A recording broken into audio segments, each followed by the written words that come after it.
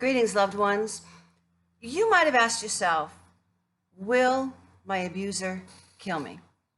There are signs that violence will turn deadly, and we're going to discuss these signs today.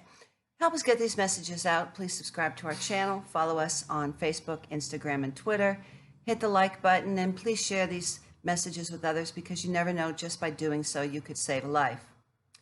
No matter if a survivor has endured an abusive partner for 2 dates or 2 decades, abusers have the possibility of escalating power and control into extreme violence and even murder at any time. That's the tricky thing about abusive partners. They are wolves in sheep's clothing. Their behavior can come across as caring and even sweet at first. They love you so much, they never want to let you out of their sight. And before you know it, you're being isolated from everyone in your life but them. You're being mentally and sometimes physically held hostage by their tactics of control. No person intends on falling victim to abuse, but 1 in 3 women are victims of sexual violence, physical violence, or stalking in their lifetime. Perhaps more staggering is that homicide is one of the leading causes of death for women under age 44. And nearly half of those women and girls are murdered or killed by a former or current intimate partner, according to the CDC. If you or someone you know is currently with an abusive partner, taking this statistic as a warning could save yours or their life.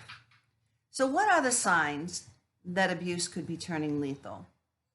There are several indicators that experts agree can mean that violence is imminent and escalating to a lethal level, but the most accurate indicator is a survivor's perception of her own danger level. According to Turning Point, a domestic violence advocacy group and shelter in Michigan, they say if the woman is very afraid and says she will be killed or may be killed, then the possibility of life-threatening violence is present. The nonprofit gave us a list of the following characteristics as being lethality indicators in an abusive partner. So let's look at this list. Perceived loss of control over the victim through separation, divorce, or the victim leaving. This is a predictive indicator that abuse may lead to murder. Extreme jealousy, an escalation of abuse.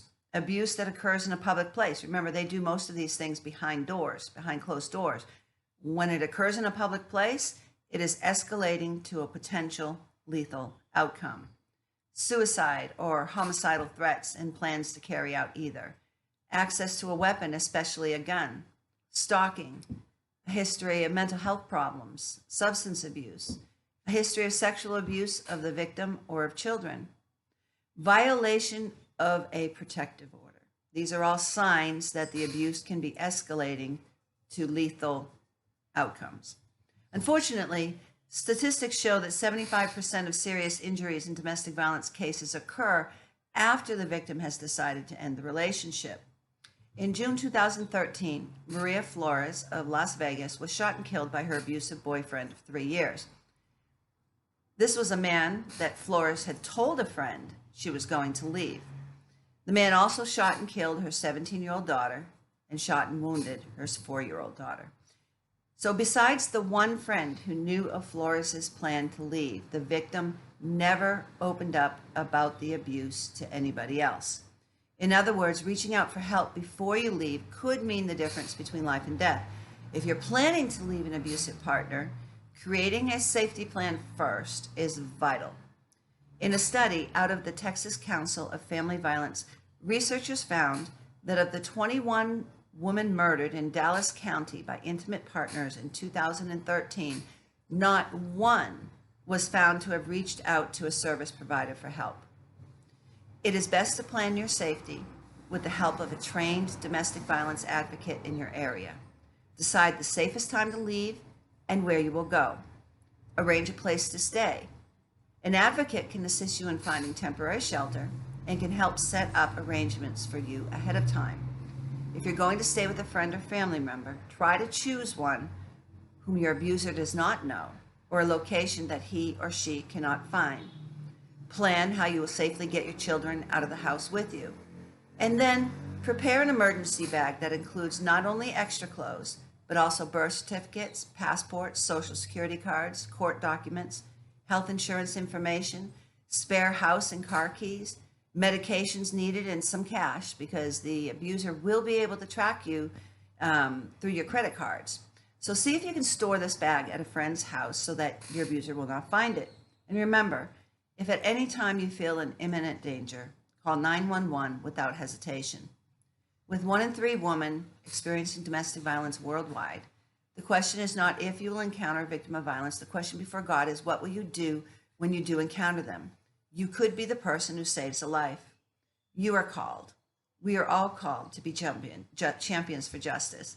Those who suffer violence, they need to know that those who love them and that those who don't even know them will step out and reach out to them to give them the courage and the help that they need to leave before it's too late. So help us get these messages out. Please subscribe to our channel. Follow us on Facebook, Instagram, and Twitter.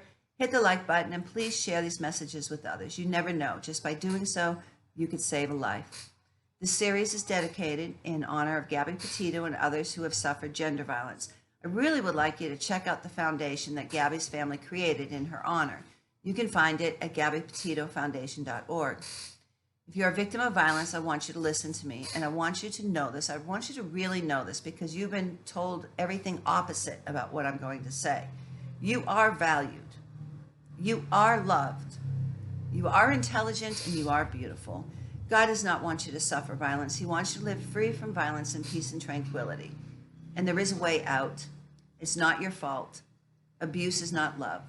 If you are a victim of violence, reach out to someone. And if you find yourself in a dangerous situation, call 911. Tomorrow, we're going to talk about when it is time to go, and we're going to give you a checklist of things to take with you when you escape abuse. Until then, God bless you.